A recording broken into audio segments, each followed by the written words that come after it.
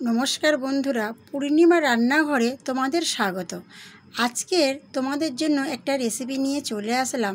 রেসিপিটা হচ্ছে তরমুজের আইসক্রিম। এই প্রচণ্ড গরমে আইসক্রিম তো সবারই পছন্দ। তো তাহলে তরমুজের আইসক্রিমটা কিভাবে বানাবো চলো দেখে নিই।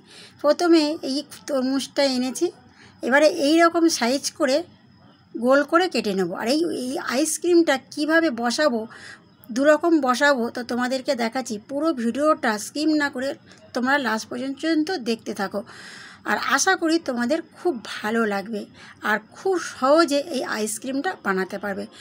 এই রকম তরমুজটা কেটে এর পালগুলো এইভাবে আমি তুলে নিলাম বেশ ভালো করে। এবারে তরমুজের ভেতরটাকে বেশ এইভাবে চামচ দিয়ে ছুরি দিয়ে যে যেমনভাবে পারবে সেইভাবে তুলে নেবে। আর এই তরমুজের আইসক্রিমটা কিন্তু আমি এই তরমুজের খোসাটা এটা ফেলবো না। আর কত সুন্দর করে পালটা আমি তুলে নিয়েছি পরিষ্কার করে, এর মধ্যে কিন্তু আইসক্রিমটা জমিয়ে ফ্রিজে রাখবো।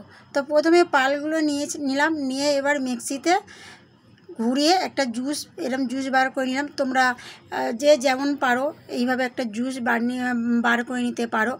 নিয়ে এবার এখানে আমি একটু দেব চিনি, 2 থেকে 3 চামচ চিনি দেবো, যে যেমন মিষ্টি পছন্দ করো চিনি দিলাম। দিয়ে বেশ একটু 2-3 থেকে 4 বার থেকে নাড়িয়ে নিলাম। আর একটু সামান্য একটু নুন দেব, নুন দিলে টেস্টটা ভালো হয়।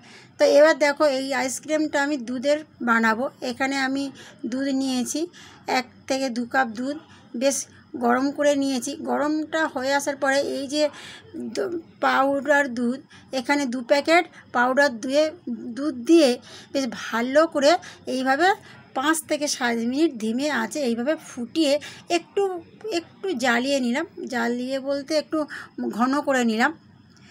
এবারে দেখো অনেকটা মিশে গেছে পুরো পাউডার দুধটা। এবার ওর মধ্যে তরমুজের জুসটা এইভাবে দিয়ে দেবো। আর এটা খুব সহজেই, আর ঘরে যেই উপকরণ থাকবে সেই উপকরণে এই আইসক্রিমটা হয়ে যাবে। আর খুব সহজে এই গরমে সবাই এইটা বানাতে পারবে। এবার এখানে আমি বেশ এইভাবে 10 মিনিটের মতো এইভাবে ফুটিয়ে নেবো, একদম ধিমে আঁচে, তলা যেন লেগে না যায়। একটু গাঢ় করে নেবো, একটু মোটা করে নেবো। তো দেখছো তোমরা অনেকটা একদম পুরো মিশে গেছে, আর অনেকটা বেশ মোটা হয়েও এসছে। খুব সহজেই এই তরমুজের আইসক্রিমটা, খুব সহজে মালাই আইসক্রিম বলতে পারো তোমরা। তরমুজের আইসক্রিম অনেকভাবে দেখেছো, আশা করি এইটা তোমাদেরকে নতুনভাবে আমি দেখাচ্ছি।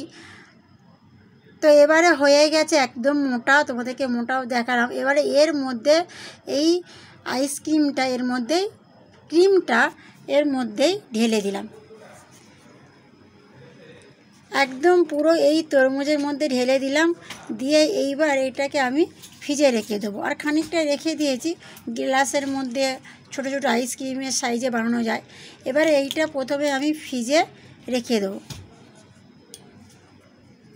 খুব সহজেই বানানো যায়। আর বন্ধুরা, তোমরা ভিডিওটা আশা করি তোমরা দেখেছো। আর যদি ভালো লাগে অবশ্যই একটা লাইক কমেন্ট করবে। তোমাদের একটা লাইক কমেন্ট আমার অনেক এগিয়ে যাওয়ার সাপোর্ট হয়।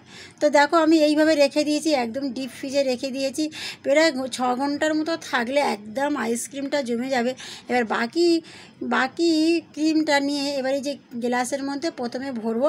আর এই গ্লাসগুলো প্রথমে 1 থেকে 2 ঘন্টা ডিপ ফ্রিজে রাখবো, তারপরে একটা করে কাটি এর মধ্যে ভরে দেবো।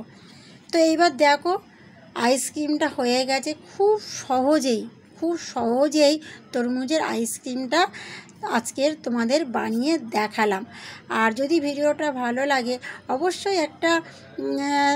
অবশ্যই সাবস্ক্রাইব করে পাশে থাকবে, আর তোমাদের বন্ধুদের কাছে শেয়ার করবে। তো দেখো আইসক্রিমটা হয়ে গেল, আর অসাধারণ খেতে, অসাধারণ টেস্টি এই তরমুজের মালাই আইসক্রিম। এইভাবেই বানাও খুব সহজে।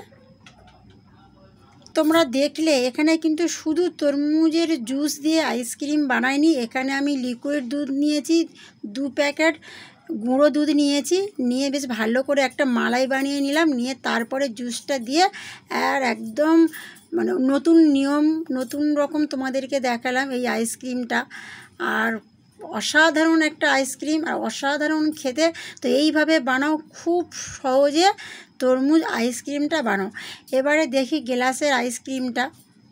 তো দেখো গ্লাসের এই 2 ঘন্টা থাকার পরে আমি এখানে তুতকাঠি, যেগুলো আমার ঘরে থাকে, তুতকাঠি এইভাবে গুঁজে দিয়েছি। তো একদম পুরো জমে গেছে। এবারে এই গ্লাসগুলো প্রথমে একটু জলে 5 মিনিটের মতো, এখন যা গরম পড়েছে এমনি রাখলে ছেড়ে যাবে, তাও আমি তোমাদেরকে দেখাচ্ছি 5 মিনিট জলে ভিজিয়ে রাখবো। 5 মিনিট না, 3 থেকে 4 মিনিট এইভাবে ভিজিয়ে রাখলে গ্লাস থেকে আমনা আমনি বেরিয়ে আসবে একদম তরমুজের মালাই আইসক্রিম। তো বন্ধুরা, আজকের ভিডিওটা এই পর্যন্ত। দেখা হচ্ছে পরের একটা ভালো ভিডিওতে।